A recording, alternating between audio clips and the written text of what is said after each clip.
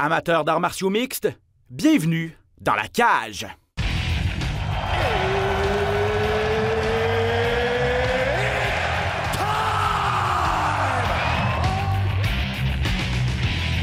Introducing first, Benoît Baudouin, RDS Info à Las Vegas. and now introducing his opponent. C'est terminé! Victoire de Patrick Côté! Merci beaucoup tout le monde au Québec.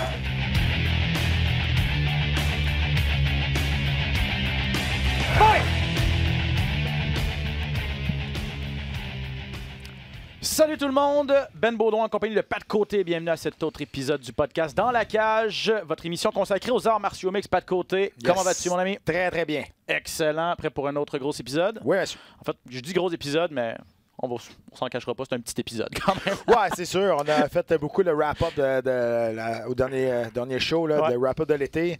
On a une belle entrevue cependant là, avec Ouais. quelqu'un on a parlé beaucoup de lui. Mais c'est un peu un inconnu quand même. Son nom circule souvent. On sait qu'il s'occupe de combattants professionnels, mais on n'a jamais vraiment appris à le connaître. Exact. Donc aujourd'hui, on va être capable d'y parler un petit peu plus et de connaître justement qui est Lévi Labrie. Notre invité, Lévi Labrie, un des entraîneurs d'Olivier Aubin-Mercier. On va parler de son parcours, mais évidemment aussi également parler du dernier combat d'Olivier Aubin-Mercier. On en a glissé un mot dans l'épisode de la semaine dernière. Pas une performance facile du côté d'Olivier Aubin-Mercier. Donc, comment Lévi a vécu ça, comment l'entourage d'Olivier a vécu ça. Olivier, semble-t-il, est de retour à l'entraînement. Donc, on a bien hâte de parler à Lévi. On va commencer l'émission avec lui. On va mettre la table pour ce qui s'en vient du côté de l'UFC cette fin de semaine. Un gala qu'on ne présentera pas sur les ondes de RDS. Si vous voulez vous lever tôt samedi matin, ça va être à 6 h du matin sur UFC Fight Pass, la plateforme numérique de l'UFC. À Shenzhen, le championnat des poids pailles sera à l'enjeu. Donc, on va mettre à la table des combats principaux. Et ça va être une belle occasion pour vous et pour moi également d'apprendre à connaître plusieurs combattants parce que je regardais la liste et je vais l'avouer, il y a plusieurs combattants que je connais. Bon, effectivement. Peu Écoutez, ou pas. il y a plusieurs Asiatiques, plusieurs Russes également. Il y a quelques Brésiliens ici et là, mais vraiment, il y a plusieurs noms qu'on va apprendre à découvrir, ça, c'est sûr. On va revenir sur la carte de Bellator la semaine passée, Bellator 225. Ouais. Pas des gros noms non plus, mais de superbes performances et surtout des feux d'artifice dans cette carte-là. Je vais avoir l'opinion de Pat Côté là-dessus, comment il a vécu sa soirée. Et puis, beaucoup d'actualités également, donc des annonces de combat. Conor McGregor qui a donné une grosse entrevue au réseau ESPN. On va revenir là-dessus également en fin d'émission. Donc, toute votre actualité arts martiaux mixtes, on va terminer l'épisode avec ça. Sans plus tarder, on va retrouver au bout du fil Lévi Labrie, entraîneur de striking d'Olivier Aubin-Mercier. On le retrouve chez lui. Lévi, comment vas-tu? Ça va super bien. Comment ça va, messieurs? Ça va Très très bien, bien. merci. Merci beaucoup de te joindre à nous. Pat le disait d'entrée de jeu.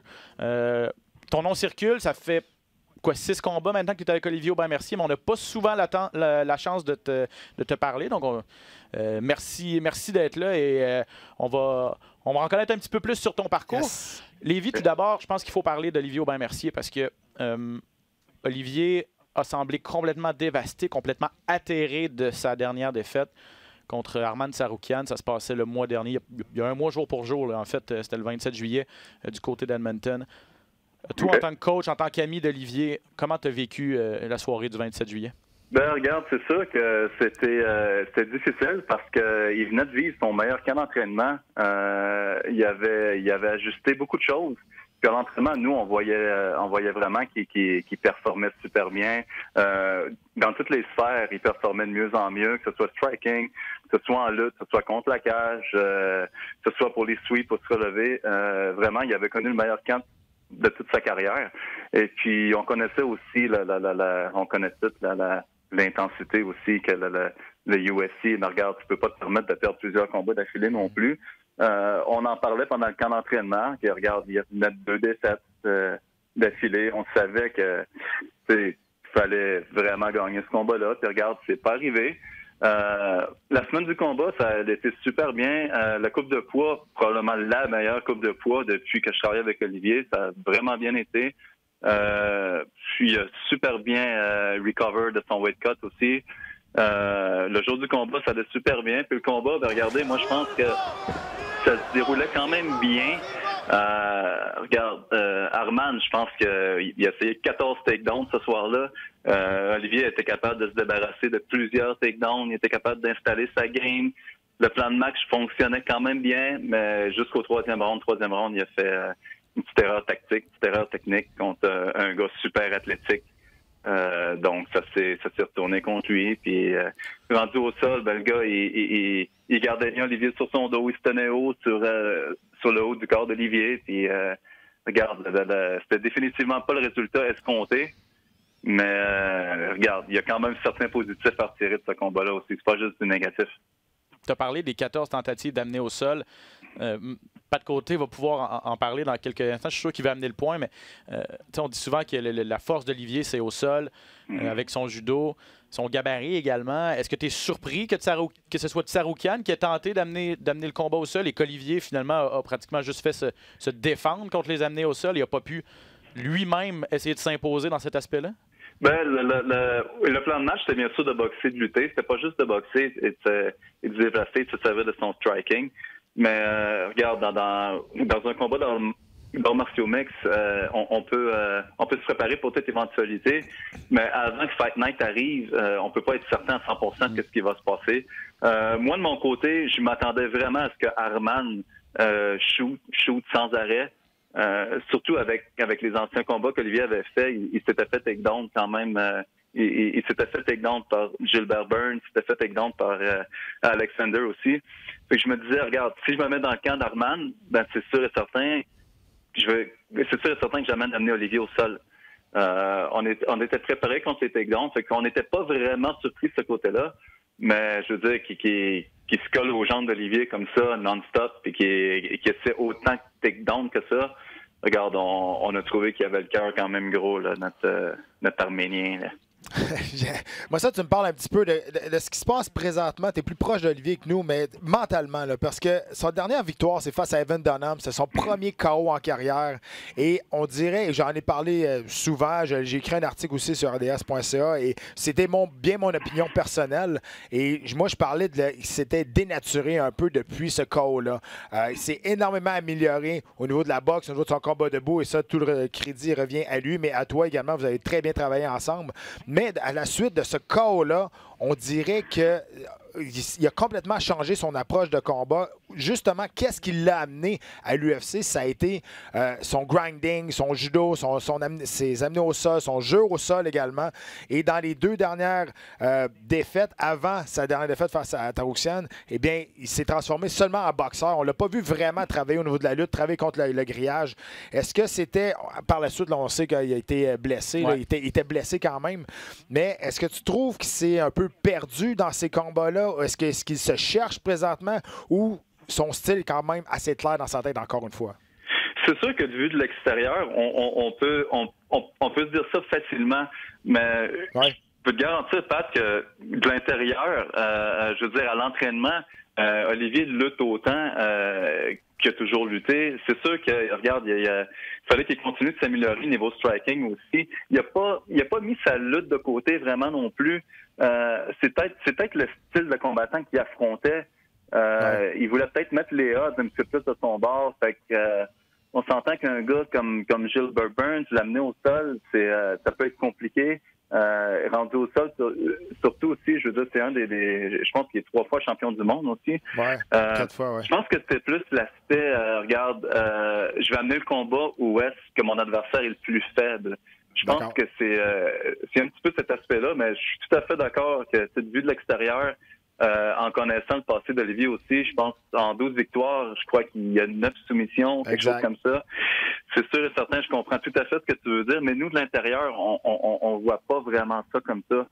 Parfait. As-tu l'impression que, bon, Pat le disait, c'est grâce à toi un petit peu, en tout cas, tu as été un facteur important dans l'amélioration de son combat debout qui a mené à finalement son premier KO contre Evan Dunham. Je me rappelle du combat contre Drew Dober à Toronto où il avait très, très bien boxé avant de finalement... Dober, c'est un bon kickboxer. Oui, exact. Avant de terminer ça en soumission. Est-ce qu'Olivier est tombé en amour avec cet aspect-là des arts martiaux mixtes? On le sait que c'est facile, puis c'est arrivé à Daniel Cormier. Daniel Cormier l'a dit il y a 2 semaines.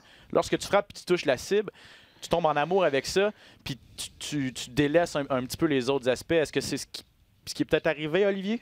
Ben, c'est sûr que, regarde, on a passé vraiment beaucoup de temps ensemble. On faisait, je veux dire, Olivier, dans son training camp, il fait peut-être au moins 2-3 entraînements par jour. Je te dirais que moi et Olivier, on se voyait probablement 3-4 fois par jour. C'est sûr que le striking, à la fin de la semaine, peut-être qu'il faisait un petit peu plus de striking, qu'il faisait un petit peu d'autres choses. Mais ça, je parle dans les... Genre, il y a à peu près 2 ans, un petit peu dans le temps de Dauber, un petit peu après Dauber aussi. Quand vous avez commencé ensemble un petit peu plus, là, à vos débuts. Oui, on a commencé, je pense, avec Thibaut Goutier. Je pense que c'était sur la même carte que Pat contre Cowboy Cerrone, si je me trompe pas. C'est à Ottawa, ouais. Ouais, c'est ça, exactement. On avait commencé à travailler ensemble à partir de là. Puis, regarde, je pense qu'on a créé une bonne chimie. Puis, avant ça, on était partenaires d'entraînement aussi. Fait que, il se servait beaucoup de moi pour les rondes de striking, finalement. Mais à un moment donné, regarde, moi, j'étais plus capable vraiment de suivre le rythme pour faire 3 rondes avec Olivier. Fait que j'ai commencé à tenir les pads, à le coacher un petit peu plus, à conseiller niveau striking.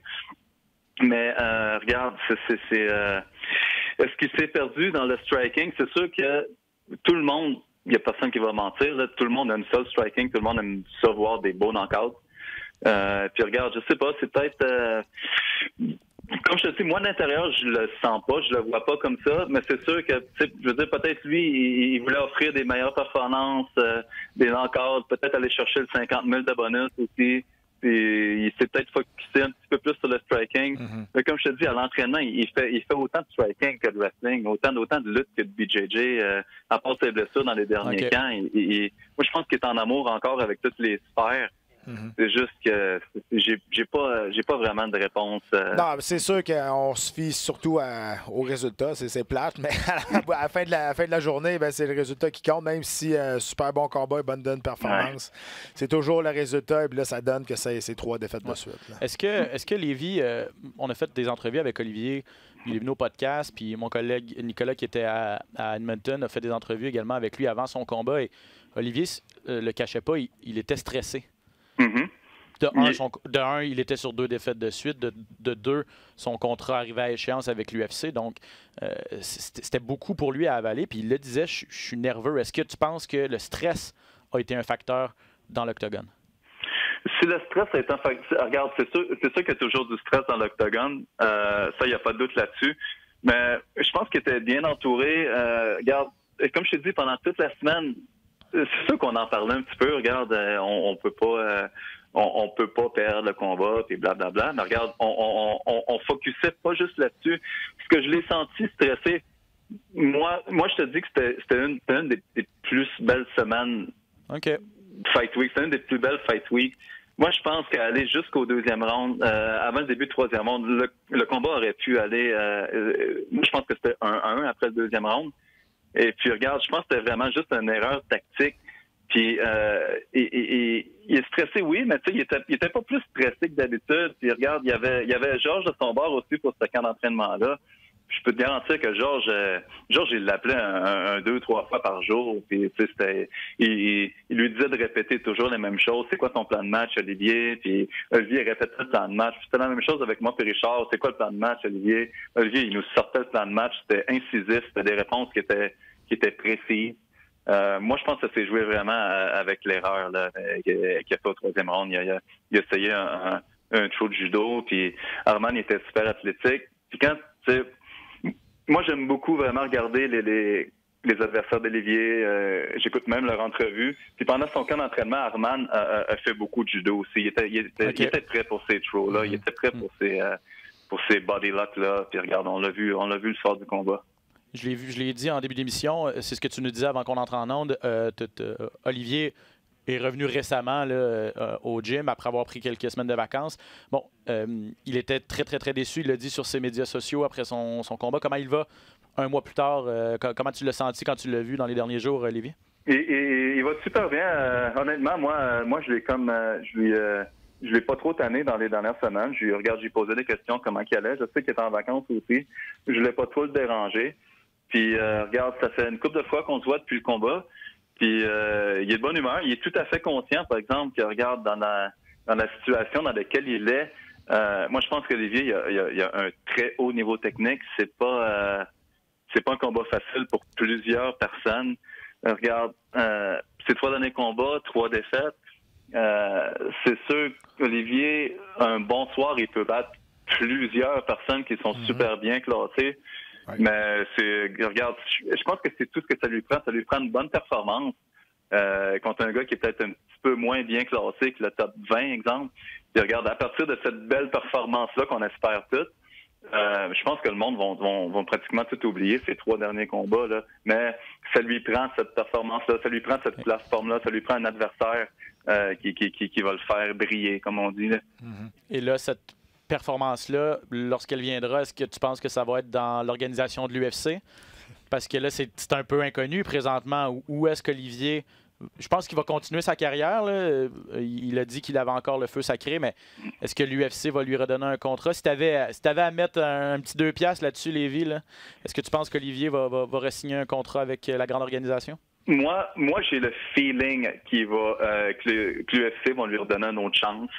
Et puis, c'est ce qu'on a parlé aussi. Il faudrait vraiment qu'il se tienne, je veux dire, faut qu'il se tienne sharp un instant. Faut pas qu'il monte son poids trop haut. Parce que ça se peut que ce soit un short notice aussi. L'UFC, disons qu'ils ont besoin de quelqu'un, un poids léger, à 2-3 semaines de préavis.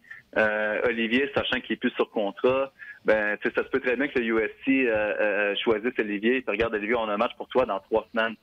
Fait que Olivier il se tient, regarde, je pense qu'il va repartir de sa routine d'entraînement de plus en plus.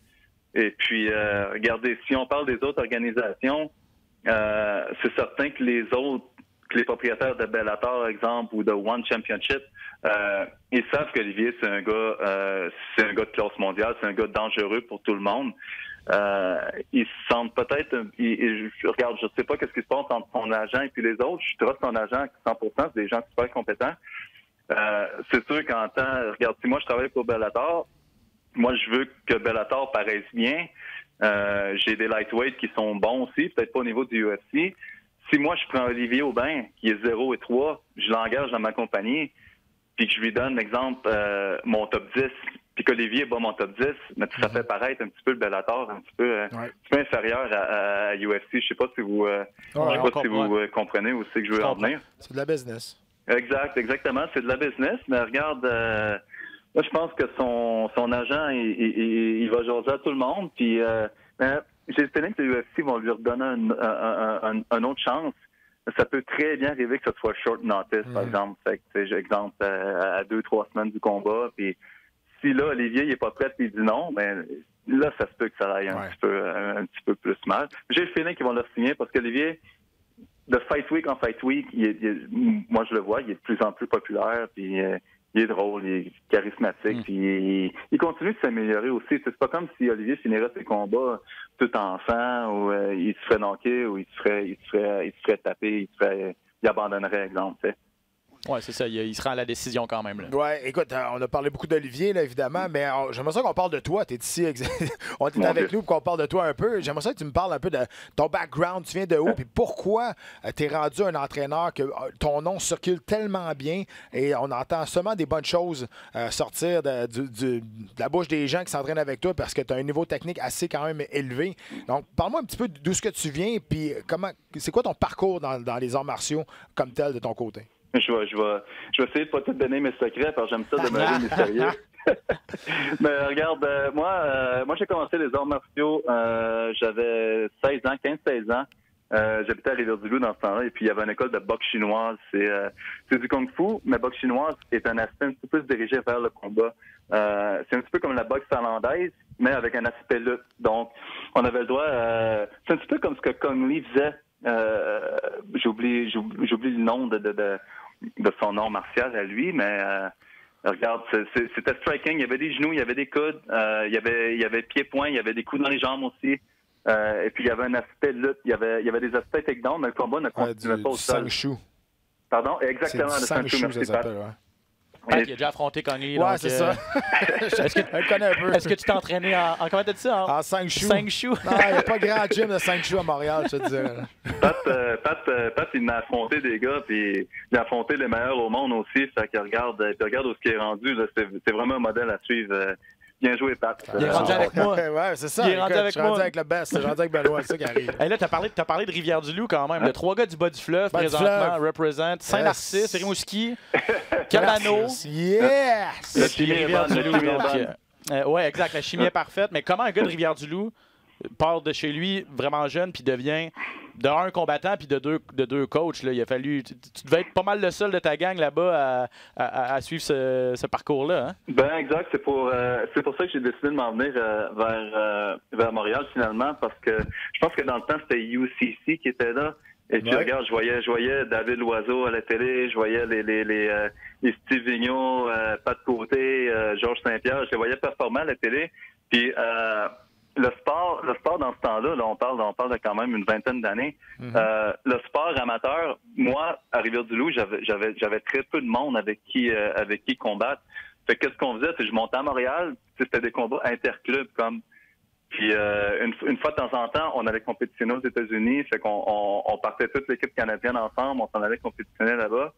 Puis regarde, je brûlais la ligue, comme on peut dire. Moi, je me trouvais bon dans ce temps-là, puis je gagnais tous mes combats. Puis j'ai décidé, regarde, je voulais faire ça de ma vie finalement. Puis ce que je voyais le Tristar Gym, je voyais Firas qui était là avec Angelo Ectaakos, il était dans le coin de plusieurs combattants dans ce temps-là. Et puis j'ai pris la décision, regarde, de faire le saut à 100%. J'en ai parlé à mes parents. Je travaillais beaucoup, j'avais des économies, je suis monté ici. Je me suis essayé, je suis arrivé au Tristar, j'ai continué de m'entraîner, je me suis entraîné avec les meilleurs, j'ai développé, j'ai fait des combats amateurs. C'est sûr qu'en arrivant, je me suis rendu compte que ma game était pas tout à fait bien ajustée pour les arts martiaux mixtes. Puis regarde, je suis retourné au tableau de bord, comme on dit, puis j'ai rajouté des choses, j'en ai enlevé certains, j'ai fait des combats amateurs. Et puis j'ai fait 3 combats pro ensuite. Puis à mon dernier combat, c'est le seul combat que j'ai perdu. J'ai affronté Kevin Lee, un gars qui est dans l'UFC, qui est super bien sorti maintenant. Ouais. Et puis j'ai perdu une décision de 3 rondes. Wow. Puis à partir de là, mais comme tu regardes, j'ai eu des enfants, je me suis acheté une maison. Moi, je pense que c'est un sport qu'il faut faire à 100%. On peut pas faire ce sport-là à 50%. Puis regarde, une maison, ça se paye pas toute seule. Fait que je travaillais 40 heures par semaine. Je trouvais le temps de m'entraîner une vingtaine d'heures par semaine aussi là-dedans. Mais à un moment donné, c'était juste beaucoup trop. Puis il a fallu que je mette les priorités à la bonne place, finalement. Puis c'est là, regarde, des fois, je travaillais de nuit, je me levais à 6 heures le matin, puis j'étais au gym pour pratiquer à 9h30 le matin, 10 heures environ. Mais ça m'a rattrapé, tu sais, je veux dire, je pouvais pas sparrer avec des gars comme Olivier avec 3 heures de sommeil. Non. Puis c'est là que j'ai transitionné un petit peu plus vers le coaching. J'ai toujours eu un aspect cérébral envers le combat. J'ai jamais... j'essaie de mettre les chances dans notre bord, finalement, dans la préparation de combat. Fait que je pense j'aurais pu continuer, mais regarde, je me serais peut-être rendu très loin, comme j'aurais pu me faire blesser aussi, parce que comme je te dis, j'avais besoin de travailler mon 40 heures par semaine pour payer la maison, puis les enfants, puis tout ça. Ben, c'est là que ça m'a amené à devenir coach. C'est quand même, ta seule défaite en carrière, c'est quand même contre un gars qui s'est rendu jusqu'en combat de championnat à l'UFC, donc c'est pas rien, exact. Mais t'es à une très bonne école de coaching. Tu es avec le meilleur coach au Québec, un des meilleurs coachs au monde en Feras Zahabi. Je sais que Feras dit toujours que son mentor, c'est Greg Jackson au Nouveau-Mexique. Est-ce que tu as l'impression que Feras est ton mentor présentement et que en étant au Tristar et en étant avec des gars comme Olivier, mais en côtoyant des combattants de classe mondiale qui sont là-bas, ça fait de toi un meilleur coach aussi? C'est sûr que ça fait de moi un meilleur coach, mais j'essaie de garder l'esprit ouvert. Je pense que chacun des coachs, il n'y a aucun coach de parfait, mais chacun d'entre eux a quelque chose de vraiment super bon. Fait que moi vu de l'extérieur, j'essaie de prendre un petit peu de meilleur de chacun des coachs. Puis j'essaie de l'appliquer, moi, avec mes élèves. C'est sûr que Feras, il a énormément d'expérience. Ça fait longtemps qu'il est là. Feras a voyagé à l'extérieur. Il va chercher des techniques à l'extérieur. Il les essaie. Ensuite, il nous les montre. Et puis, regarde, Richard O aussi, qui est du H2O, super bon. Il y a des coachs de boxe avec qui j'ai travaillé aussi. Monsieur Hilton, il était super compétent. Conrad Plat, un coach de kickboxing qui était au Tristar. J'ai essayé vraiment de prendre une petite twist de chacun des coachs et puis de faire un petit blend de ça, puis de monter ce que j'enseigne finalement. Et là, je pense que tu es coach en chef de quelques combattants. Ouais. Pierre Tivierge, entre autres, Johan Lennes, tu vas t'occuper la prochaine soirée de TKO quand même. Parle-nous de tes élèves, là, qui on doit surveiller, là, qui est formé sous l'école Lévis-Labrie. Ben c'est sûr que, regarde, le prochain TKO, si on focus là-dessus un petit peu, Johan Lennes affronte Danny Mallette, c'est deux super espoirs québécois. C'est rare que les fans peuvent avoir accès à un combat comme ça. Je veux dire, Johan, c'est un prospect. Danny, c'est un prospect aussi. Moi, je pensais peut-être que TKO allait les développer chacun de leur côté pour qu'ils atteignent un plus haut niveau, puis parce qu'ils les mettent ensemble finalement. Mais là, apparemment, le combat, il arrive là. Puis, regarde, on est en plein camp d'entraînement en ce moment. Il reste une coupe d'affaires à ajuster encore. Pierre, je sais pas si vous le connaissez un petit peu, c'est un gars qui mesure à peu près 5 pieds. Ouais. Il se bat à 125 livres, hein? Il se bat à 125 livres, exactement. Et puis, mais à 125 livres, maintenant, on parle, tu sais, il y a des gars de 5 et 10 là-dedans, il y a des gars de 5 et 11. Puis, c'est qu'est-ce qu'on essaie de travailler, c'est qu'est-ce qu'on est super conscient, c'est que Pierre, peu importe où ce qui est dans la cage, son adversaire a juste à étirer les bras et puis il touche Pierre. On s'entend là-dessus. Je veux dire, il y a toujours un 10 pouces de plus petit que son adversaire. Fait qu'on essaie de s'ajuster à ça.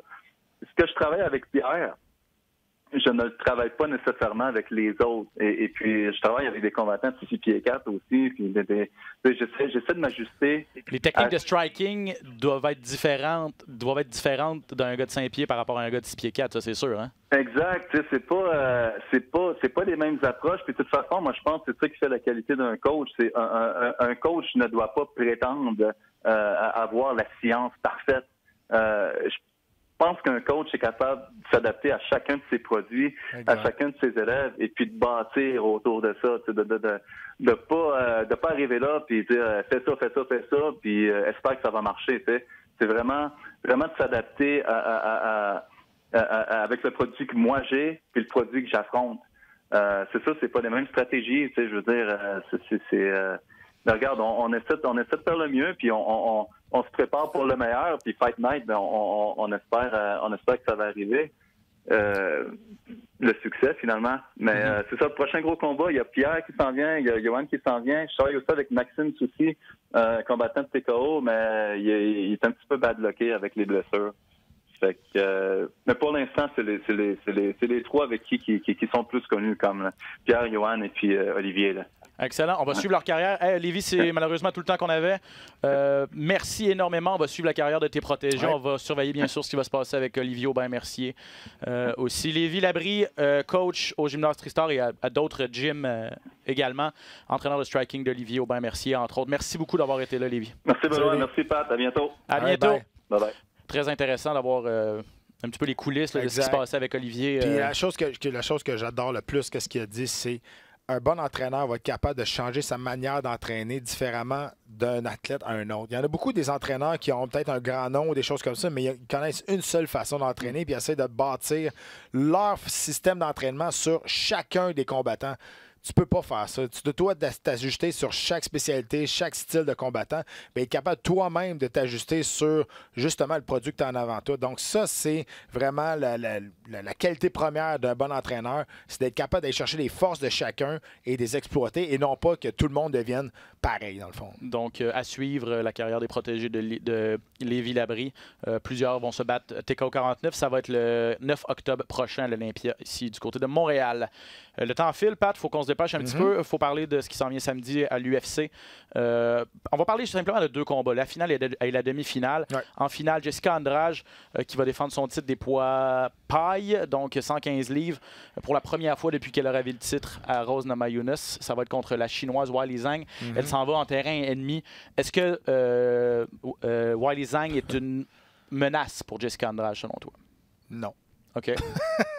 19 victoires de suite, Weili Zhang. Ben, je sais bien, mais il faut que tu regardes la qualité des adversaires aussi. Regarde la qualité des adversaires d'Andrade. C'est un tank. Elle avance, elle va te frapper, elle va te lever, elle va te projeter. C'est un tank. Je ne sais pas comment que la Chinoise va être capable de se déplacer et de ne pas être capable de se sauver, entre guillemets. Elle a peut-être 19 victoires de suite, mais elle n'a pas beaucoup de KO non plus. C'est pas elle qui a une grosse force de frappe non plus. 9 KO en 19 victoires. Et oui, mais tu sais, quand tu regardes ses adversaires aussi. C'est là-dessus que je focus, moi. Ouais. Tu C'est parce que ça va être son 4e combat à l'UFC, en fait. Donc, elle a des victoires. Ouais. Son dernier combat contre Tesha Torres par décision unanime.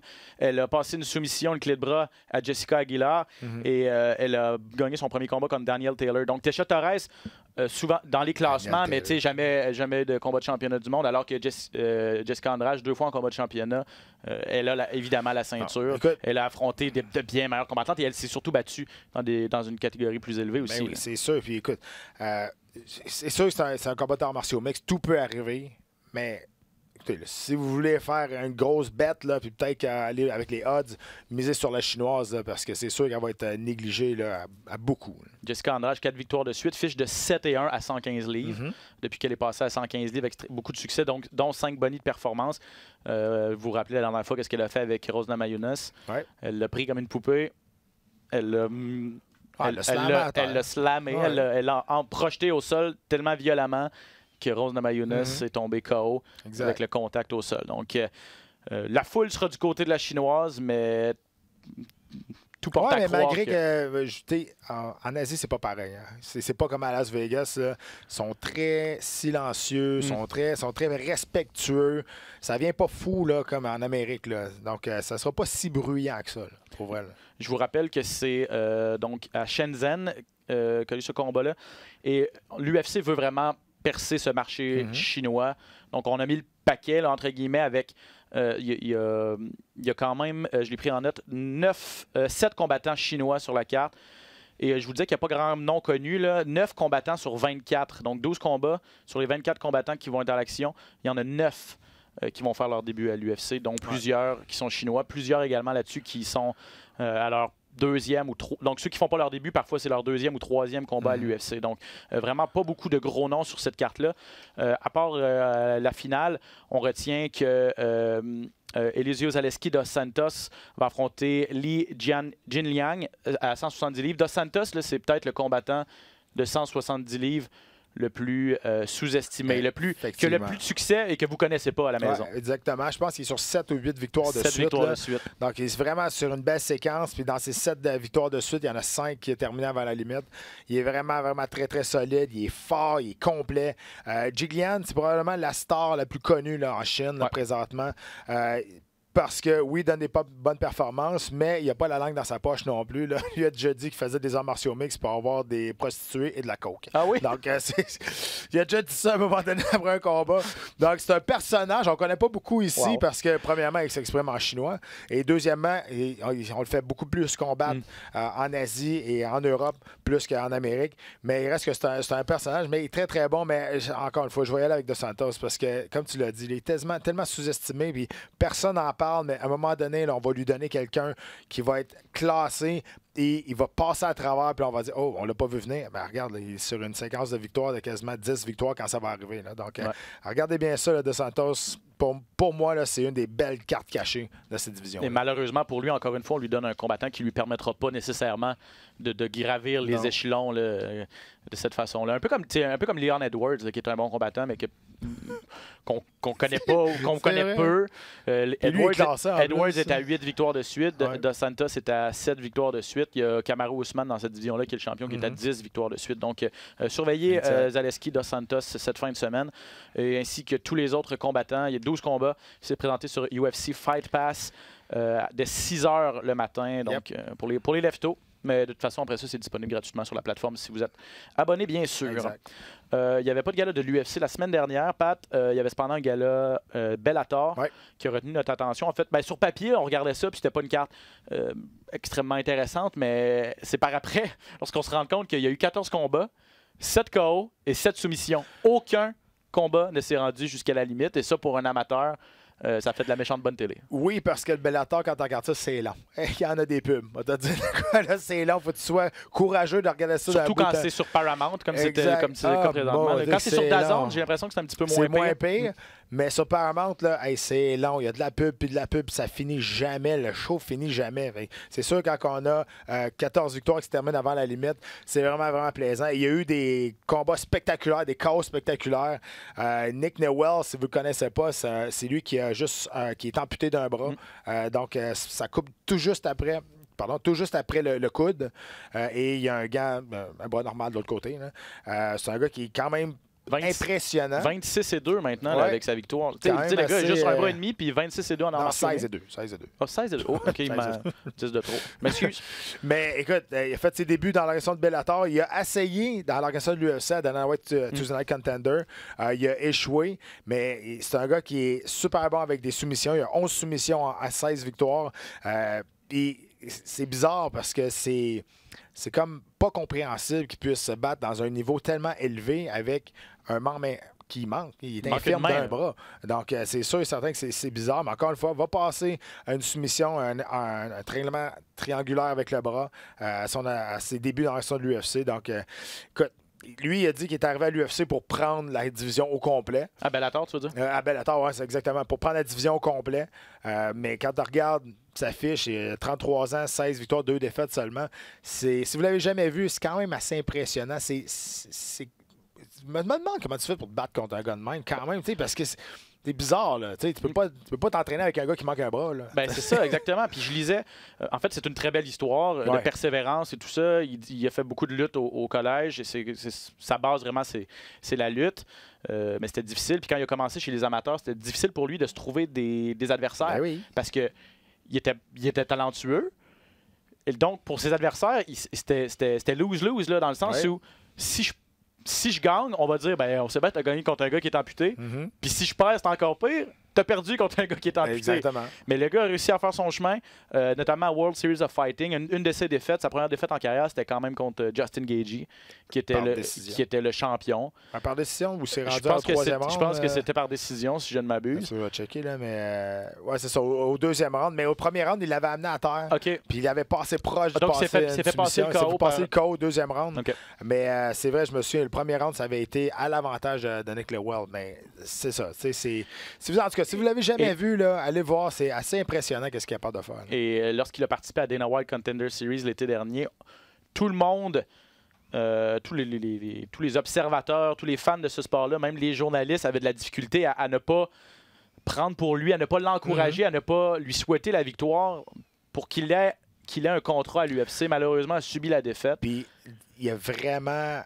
C'était acharné sur l'UFC et sur Dana White, de lui donner une chance, Il prenait le combat de Justin Gaethje en exemple. Il disait, regardez le premier round de Gaethje face à Gaethje, j'étais en train de le dominer jusqu'à temps qu'il me knock.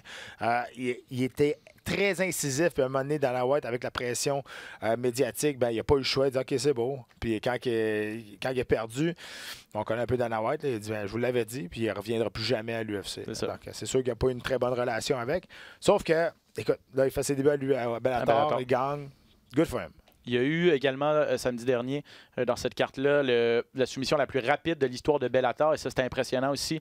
Aviv Ghazali a passé une soumission à Edward Moravitsky en 11 secondes. Il s'est jeté littéralement dans les jambes de son adversaire de la cloche initiale. Ouais, il a fait un Ryan Hall de lui-même. Un Ryan Hall, exact. Ryan Hall a fait la même prise à BJ Penn dans le dernier combat entre les deux. Ça n'a pas l'air de faire du bien, ça va faire un heel hook, là, un crochet du talon. Puis spécialement en début de combat, il n'y a pas personne il n'y a pas de sueur, il n'y a pas de sang, il n'y a pas rien, fait que ça ne glisse pas, tu peux pas t'en sauver. Puis le heel hook, comment que ça marche, c'est que tu vas aller chercher le talon en dessous dans le coude, donc tu tournes le pied d'un côté, puis tu serres le genou qui tourne de l'autre bord. Donc, si tu n'abandonnes pas, c'est soit le genou, soit la cheville qui pète. c'est comme ça. Donc, tu n'as pas le choix d'abandonner sur un bon heel hook. Là. Et cette technique-là est souvent interdite dans des gyms de jiu-jitsu brésilien. On la montre, mais on ne veut pas qu'on l'utilise lorsqu'on fait des rolls, des choses comme ça, parce que c'est trop dangereux. Et surtout, si tu ne sais pas comment t'en sortir, si tu roules du mauvais côté, tout est plate.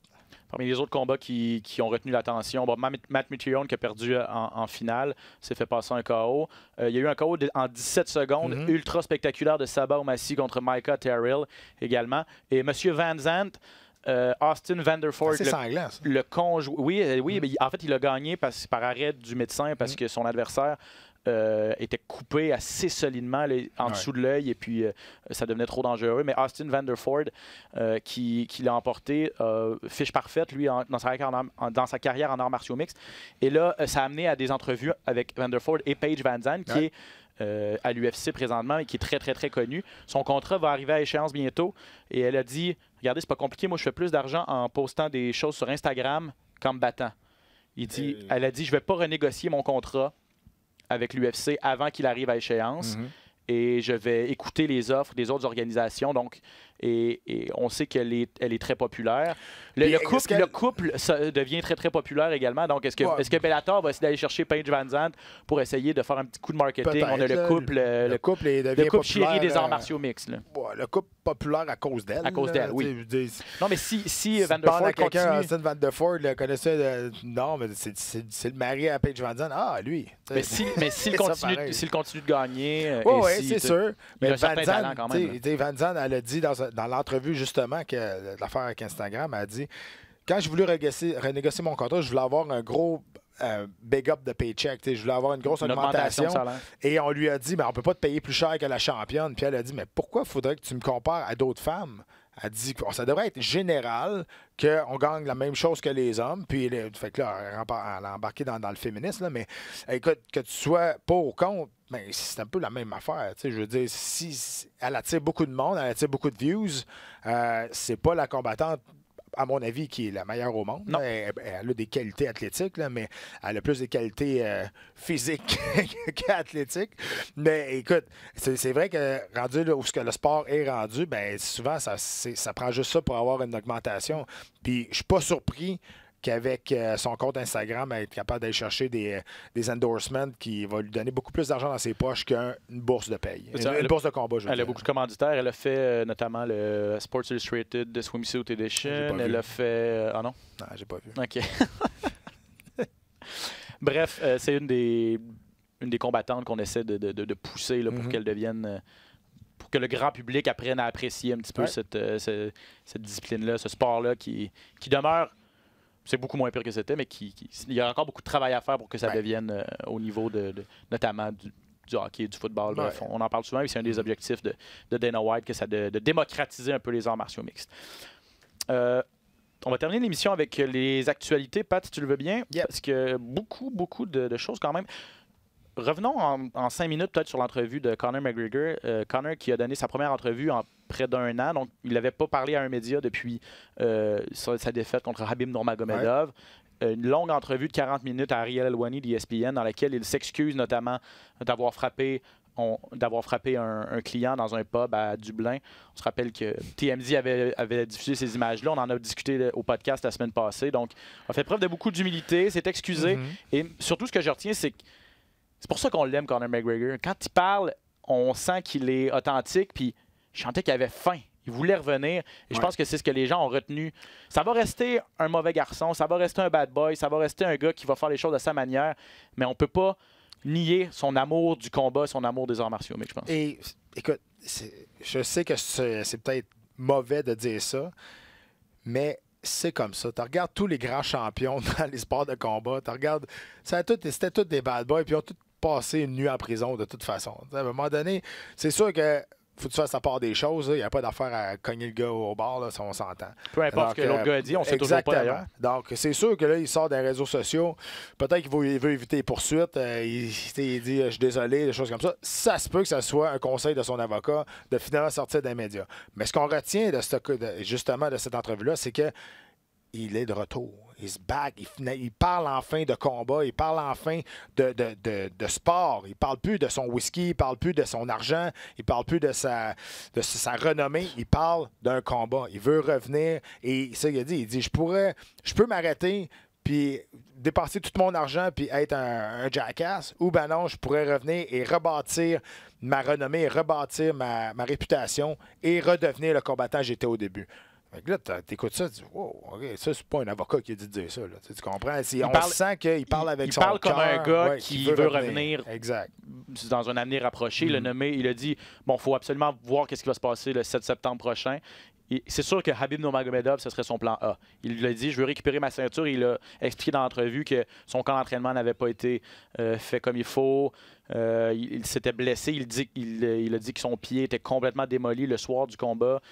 Il a répété que Khabib avait été un petit peu chanceux avec son coup de poing qui l'a amené au sol au quatrième round, qui a permis à Khabib de terminer ça avec une soumission. Mais en tout cas, on sent qu'il veut... Personne mord à ça. Là. Non, exact. Mais son plan A, ce serait Khabib. Il a nommé les noms de Tony Ferguson, il a nommé les noms de... Il a dit Max Holloway. Il a dit beaucoup de respect pour Max Holloway. Si on veut faire... Si l'UFC veut que je redescende à 145 livres pour tenter d'aller rechercher cette ceinture-là... Puis la dernière défaite à 145 livres de Max Holloway, c'était face à Conor. Exact. Il a dit Frankie Edgar, qui lui veut descendre à 135 livres. Il a parlé d'une trilogie avec Nate Diaz également. Donc, les options sont nombreuses là, pour Conor McGregor. Et je pense que peu importe qui on va choisir pour son retour dans l'octogone, son adversaire va dire oui, assurément, et l'UFC va dire oui. Ça va être assez facile à organiser du moment où Conor dit « Je veux un adversaire. » De un, ça sera pas Khabib. Je suis pas mal sûr et certain. Après, Poirier, s'il passe Poirier, on va essayer pour une 5e fois de mettre Ferguson. Je pense que pour tout le monde, que le combat que je pense que tout le monde aimerait voir, ça serait une trilogie face à Nate Diaz, surtout avec Diaz, qu'est-ce qu'il a fait à son dernier combat. Et Diaz clame qu'il n'a jamais perdu le dernier combat, la décision qu'il a perdue. Je pense que ça serait un super bon combat, payant, et que tout le monde veut voir. Puis je pense que les deux diraient oui demain matin aussi. Oui. Savoir si on va organiser auparavant Masvidal contre Nate Diaz. Ça aussi, les deux veulent le faire apparemment et l'UFC voudrait également. Donc peut-être un premier combat fin 2019, Masvidal contre Diaz et puis Conor prend le gagnant ou prend Nate Diaz en début de 2020. À suivre donc, mais c'est ça ce qu'on retient de cette longue entrevue. Très bonne entrevue. Si vous voulez la voir, c'est sur la page YouTube de ESPN MMA. S'il revient, je pense pas qu'il va revenir à 170. Il va y avoir un combat qu'il va vouloir faire à 170, ça serait contre Diaz. Sinon, je pense 150, pas. Exactement. Ouais, je pense qu'on est d'accord là-dessus. C'est pas annoncé officiellement, mais Max Holloway défendrait sa ceinture contre Alex Volkanovski en décembre prochain du côté de Las Vegas à l'UFC 245. Donc, mois de décembre, il n'y a pas de surprise là. Pas de surprise là. Et s'il y en a bien un qui le mérite, c'est bien Volkanovski. C'est une séquence de victoire assez incroyable. C'est incroyable. Donc, on attend l'annonce officielle de ce combat-là. Un combat qui a été annoncé officiellement dans la dernière semaine. Ben Askren contre Demian Maia le 26 octobre à Singapour. Les réactions sont mitigées. Hein? Moi, je suis content. Moi, j'ai hâte d'avoir ce combat-là. Moi, tout le monde le sait. Demian Maia, c'est un de mes combattants préférés. C'est un des meilleur good guy qui existe dans cette organisation, dans ce sport-là. Il est tellement gentil.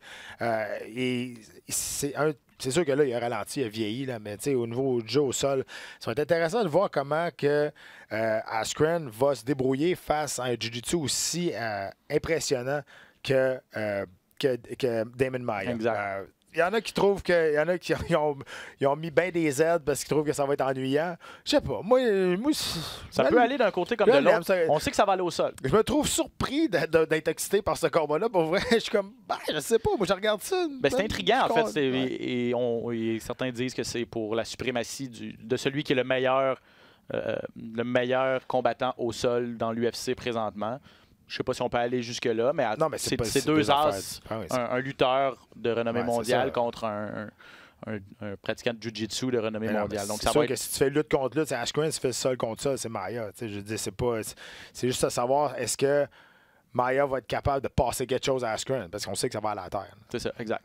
Donc, ça va être le 26 octobre à Singapour. Petite note, pourquoi à Singapour?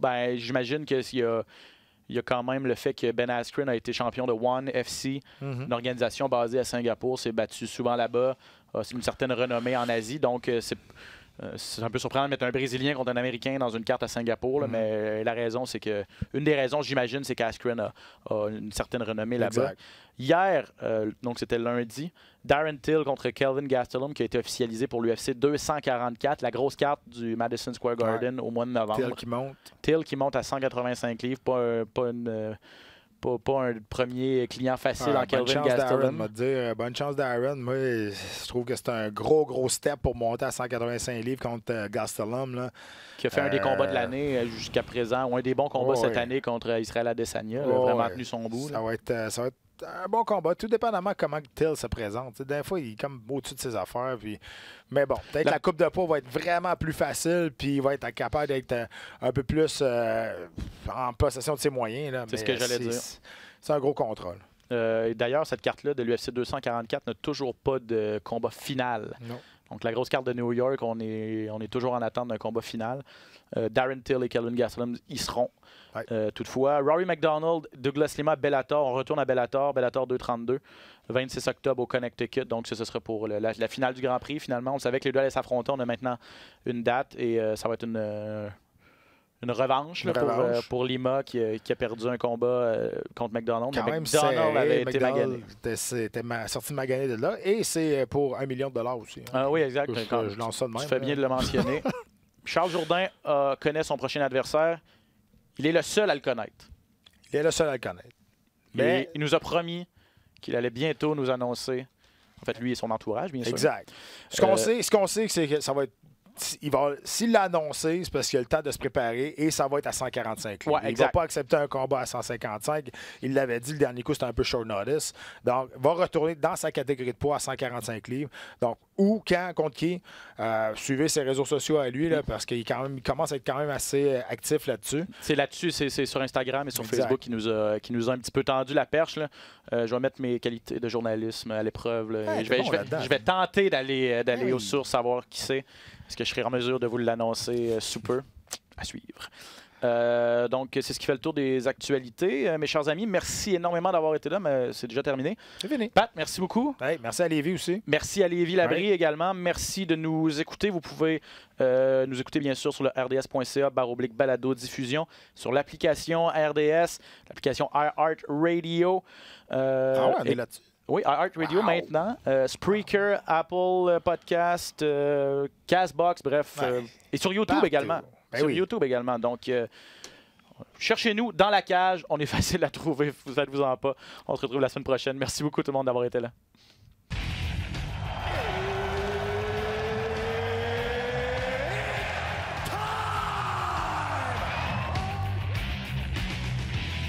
Introducing first. Benoît Baudouin, RDS Info à Las Vegas.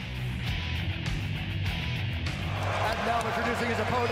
C'est terminé! Victoire de Patrick Côté! Merci beaucoup tout le monde au Québec.